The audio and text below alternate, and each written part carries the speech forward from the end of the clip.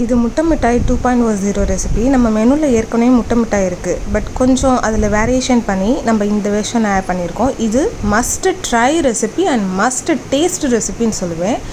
First homemade Goa தனியாக ready பண்ணி வச்சாச்சு. ஸோ அதான் அந்த கடாய் வந்து உங்களுக்கு அந்த கலராக தெரியுது.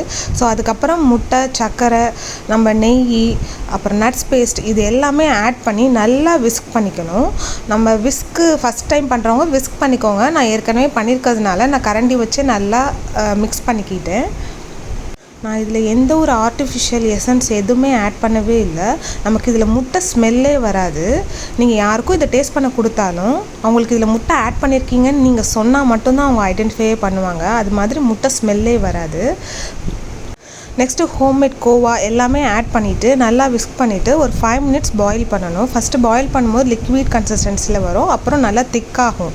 அதுக்கப்புறம் நல்லா அந்த கடாய் ரொம்ப ஹீட்டாக இருக்கும். கேர்ஃபுல்லாக ஹேண்டில் பண்ணி ஒரு பேனில் நம்ம அதை சேஞ்ச் பண்ணிவிட்டு நம்ம 180 டிகிரி டெம்பரேச்சரில் நம்ம அவனில் வச்சு எடுத்துடலாம். டெம்டிங் தாமல் ஃபஸ்ட்டு ஒரு பீஸ் சாப்பிட்டாச்சு. ஸோ இதோட டெக்ஸ்சர் இப்படி தான் இருக்கும். முட்டை மிட்டாய் 1/2 kg 350 கொடுக்குறோம். உங்களுக்கும் வேணும்னா வாட்ஸ்அப் பண்ணுங்கள், ஒரு டிஎம் பண்ணுங்கள். தேங்க்யூ.